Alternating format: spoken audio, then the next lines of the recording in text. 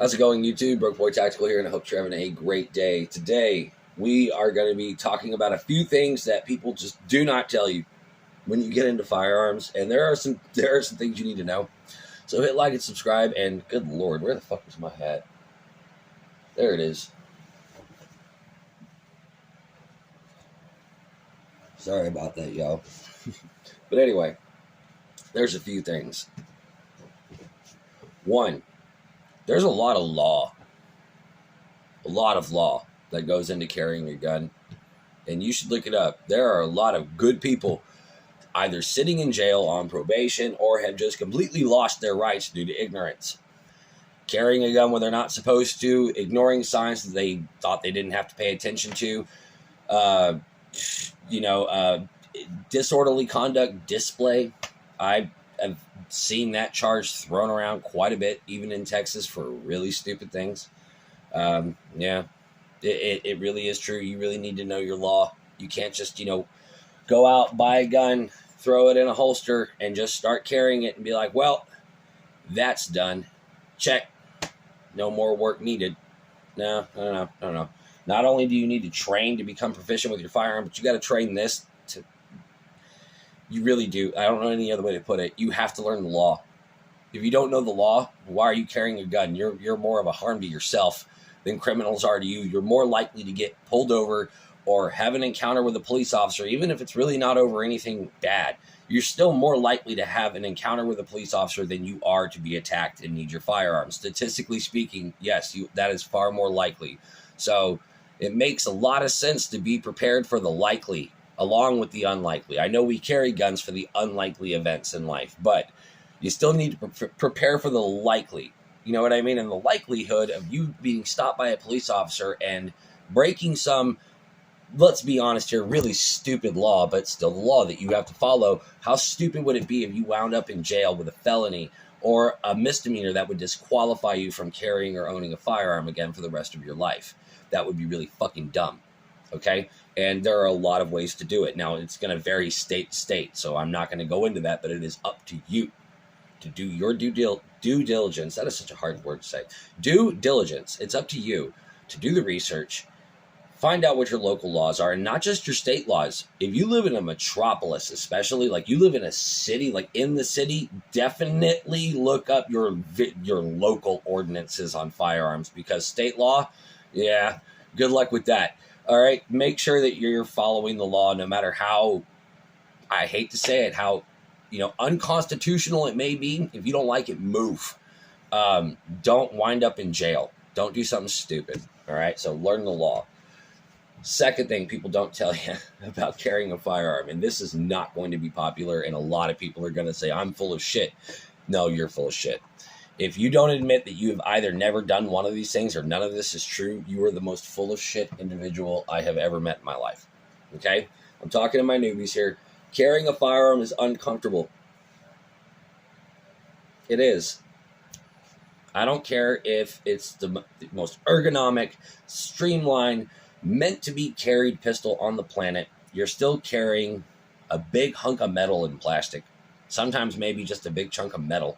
It's going to be stuffed inside of your pants, or it's going to be held on off of your body by something stuffed inside of your pants or onto your belt, like a holster. It's going to be stuffed in your pocket. Trust me. What's weird about guns is, like, for one, when you go to the gun store and you pick a gun up, this is the only one I have in front of me right now, guys. It's the only one I have, for example, right now. But when you pick it up, you're like, oh, this is going to be great. I love this gun. I'll take it. And then you get home, you throw it in the holster, you throw it in your pocket, and you're loving it for about a day.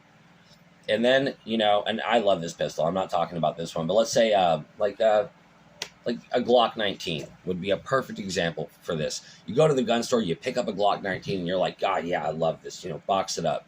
Absolutely. This is going to be great. And about 6 hours into the first day of you carrying it, you're like, ugh, geez, my back. I'm going to start carrying appendix carry. This is uncomfortable. And then you start carrying appendix carry, and then you're like, good God, this thing is big.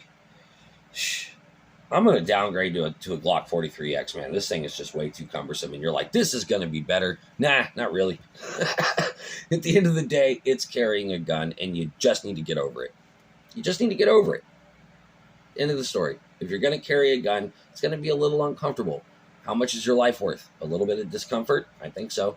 But if you just focus on this, oh man, this is uncomfortable, you're chasing a dragon. You're chasing a fucking unicorn, okay? I don't care how, my holster, my rig's comfortable, as opposed to what? Other rigs? That makes no sense. It's not comfortable. You know what's comfortable? A nice soft bed and a pillow. There's nothing comfortable about carrying a firearm. And I hate that when people say that, because I don't like the word comfortable.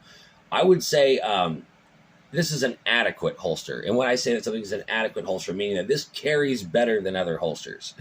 It's still, at the end of the day, a big hunkin' piece of polymer or Kydex or plastic or leather that is going to be stuffed inside of your pants, and it is going to then have a giant piece of metal and plastic then stuffed inside of said plastic, Kydex, or leather.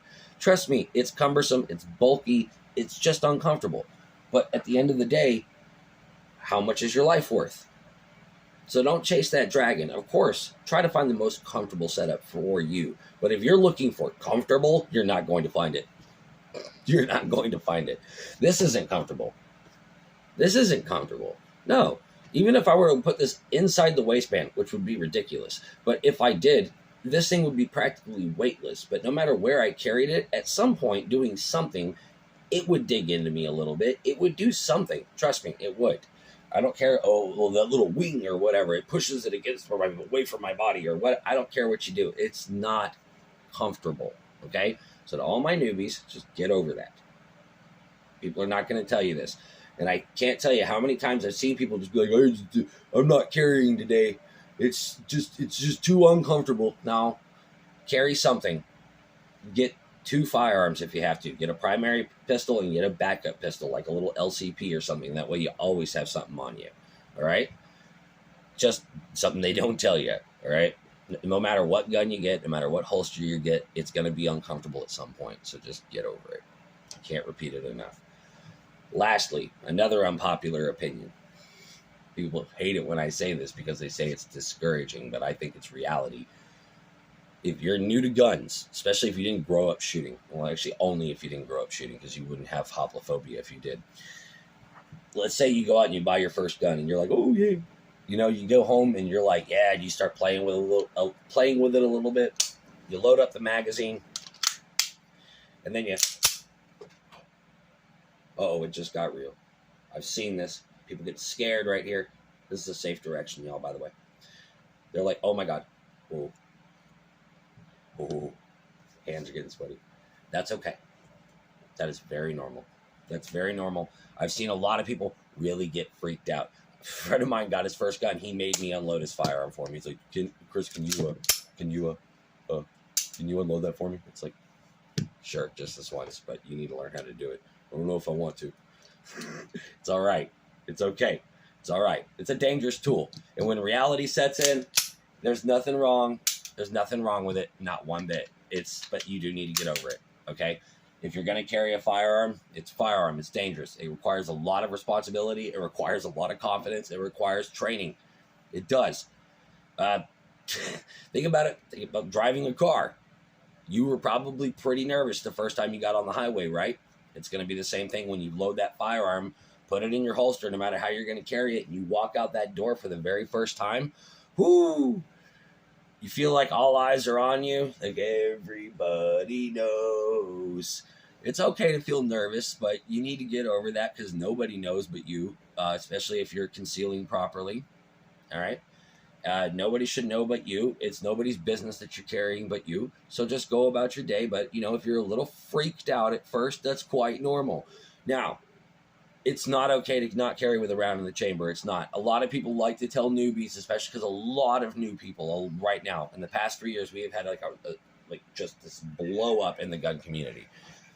It's not okay to train in the beginning by I'm a little nervous, so I'm not going to load this. I'm just going to put this in a holster and put it in my pocket and just go. And I'll have the time to. No, you won't.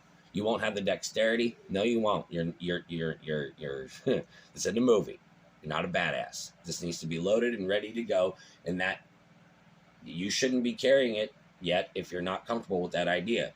You shouldn't. And a lot of people are going to say, well, I'll do whatever I want. You absolutely do whatever you want. But that's just, people are going to tell you to carry with a round in the chamber, but some people may not tell you why. And it really is a hard reality that even us trained people don't do it, because we realize that if caught off guard in the right situation, I'm not going to have the time or the dexterity to pull this out, rack it, and then get into action.